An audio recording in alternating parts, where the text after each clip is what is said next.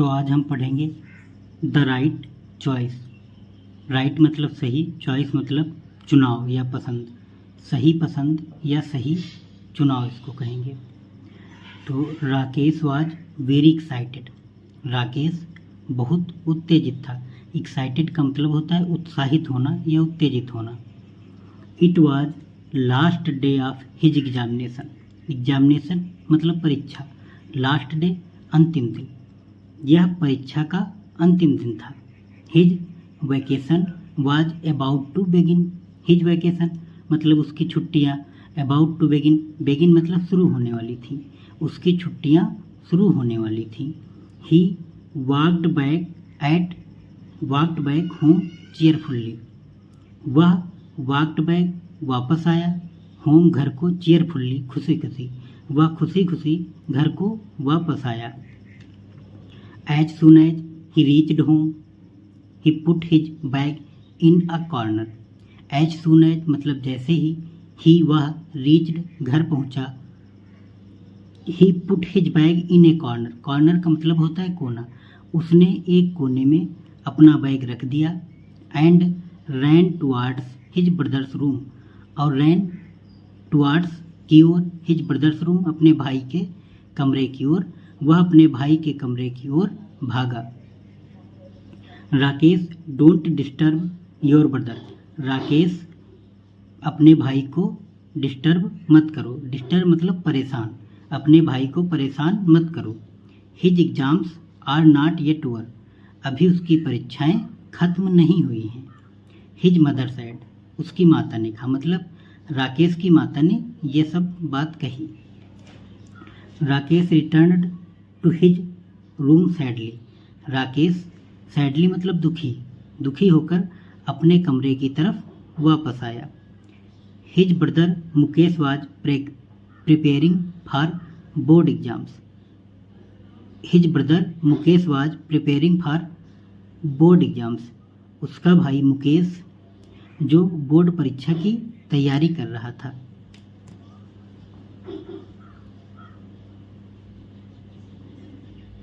His parents did not want Mukesh to be disturbed. Parents का मतलब होता है माता पिता। उसके माता पिता यह नहीं चाहते थे कि मुकेश को कोई परेशानी हो। A little letter his mother called out. A little letter मतलब थोड़ी देर बाद, हिज मदर उसकी माता ने, कॉल्ड आउट बुलाया राकेश। थोड़ी देर बाद उसकी माता ने उनको बुलाया। किसको? राकेश। राकेश ने कहा यस, हाँ मदर, माता जी। ही एंसवर्ड and rushed to her room. उसने उत्तर दिया और वह उनके रूम की तरफ भागा। What is it mother? क्या है माता जी? He asked curiously. उसने बहुत उत्सुकता के साथ पूछा। The table lamp in Mukesh room is not working. जो टेबल लैम्प थी मुकेश के रूम की, वह काम नहीं कर रही है। ये बात उनकी माता ने कही। ही नीड्स इट, और उसे इसकी आवश्यकता है, मतलब टेबल लैम्प की आवश्यकता है। Go and call the electrician. Go मतलब जाओ और इलेक्ट्रीशियन को ले आओ, बुला लाओ। सी सैड, उसने कहा, मतलब उनकी माता ने कहा। Mother can't fix Mukesh it himself. Mother कहते हैं माता जी, क्या मुकेश इसे सही नहीं कर सकता है? He is so good at it. वह तो इसमें बहुत अच्छा है, मतलब इन कार्यों में बहुत अच्छा है। राकेश सेड, राकेश ने कहा। डोंट आर्ग्यू राकेश, बहस मत करो Rakesh. Do as you are told. Do मतलब करो, एज यू आर टोल्ड जैसा तुमसे कहा जा रहा है, जैसा तुमसे कहा जा रहा है वैसा करो। सी सैड स्टर्नली, उन्होंने दृढ़ता से कहा या सख्ती से कहा, मतलब उनकी माता ने यह बात कही। ओवर हियरिंग दिस कन्वर्सेशन, इन बातों को, कन्वर्सेशन का मतलब होता है बातचीत, और हियरिंग संयोग से सुनकर, यह इन बातों को संयोग से सुनकर Mukesh came out and said, Mukesh बाहर आया और कहा, oh mother please let me try. माता जी कृपया हमें प्रयास करने दीजिए। It will not take more than half an hour. Half an hour का मतलब आधा घंटा। यह आधा घंटा से अधिक नहीं लेगा, मतलब इस कार्य को करने में आधा घंटे से अधिक नहीं लगेगा। No don't waste your time, नहीं तुम अपना समय बर्बाद मत करो। ये कौन? ये उनकी माता जी कहती हैं। गो एंड स्टडी, जाओ और पढ़ो। ही सैड फर्मली, उन्होंने दृढ़ता से कहा।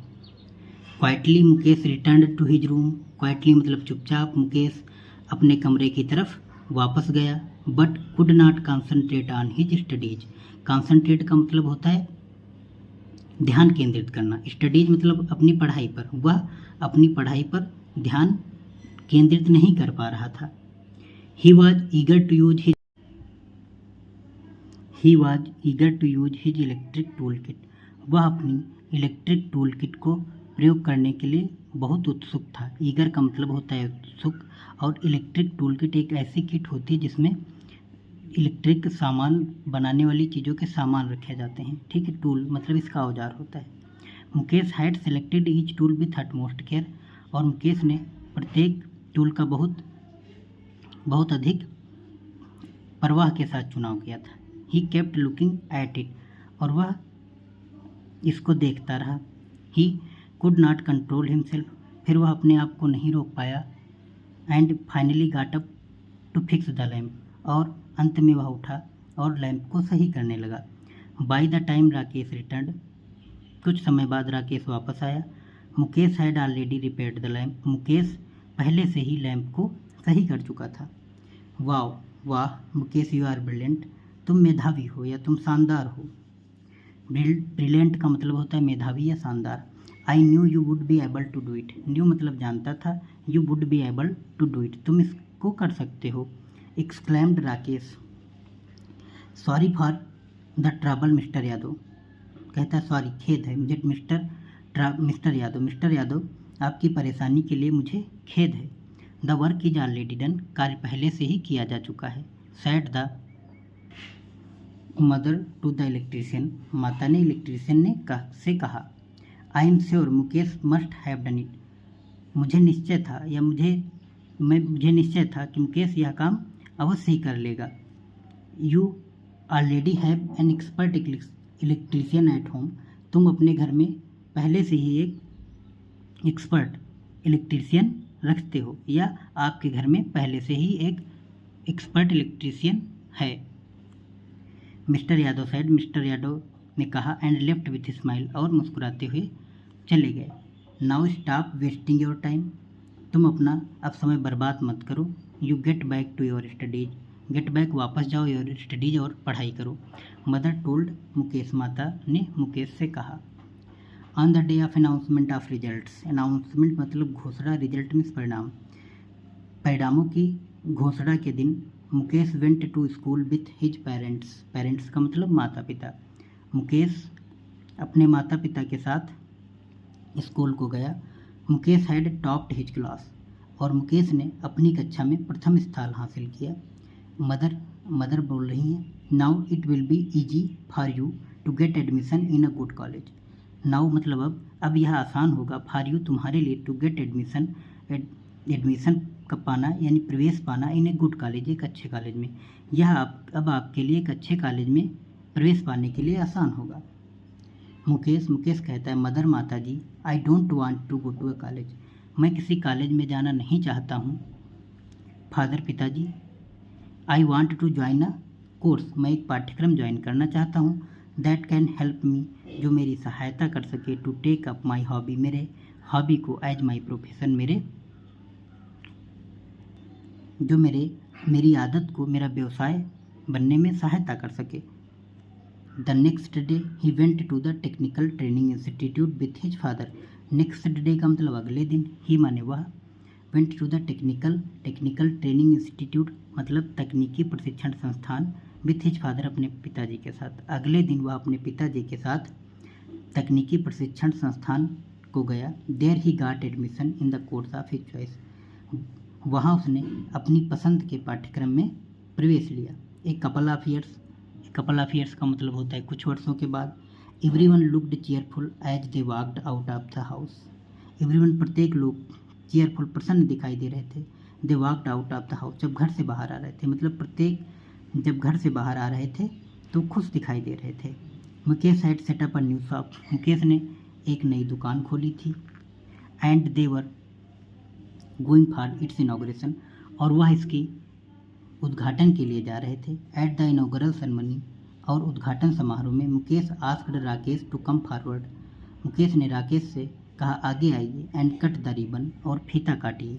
मुकेश क्लैप, एवरीवन क्लैप्ड, प्रत्येक ने तालियां बजाई। And wished Mukesh good luck, और मुकेश के अच्छे के लिए सभी ने अभिनंदन किया।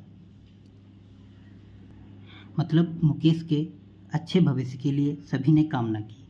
तो अब आओ नीचे देख लेते हैं स्टर्नली। स्टर्नली का मतलब होता है कठोरतापूर्वक। ओवर हियरिंग का मतलब होता है संयोग से बात सुनना। फार्मली का मतलब होता है मजबूती से। कॉन्सनट्रेट का मतलब होता है ध्यान केंद्रित करना। इनॉग्रेशन का मतलब होता है उद्घाटन। और अब आप लोग मेरे चैनल को सब्सक्राइब कर लीजिए और कमेंट भी करिए।